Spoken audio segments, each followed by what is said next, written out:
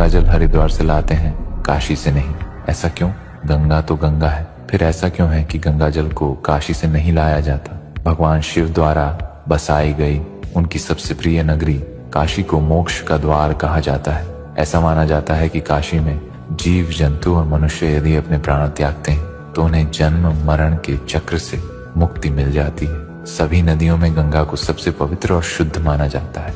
कहा जाता है कि गंगा नदी में स्नान करने से पाप धुल जाते हैं और आत्मा शुद्ध होती है। गंगा जल का उपयोग घरों में पूजन और शुद्धिकरण के लिए किया जाता है। मंदिरों में देवताओं को अर्पित किया जाता है, लेकिन गंगा जल को काशी से घर नहीं लाया जाता, क्योंकि काशी को मोक्षदायिनी भूमि माना गया है। यहाँ भगवान शिव के अघोर रूप की पूजा होती है, जिससे बनारस अन्य तीर्थों से अलग हो जाता है। मृतकों की राख गंगा में प्रवाहित की जाती है। यदि संयोग से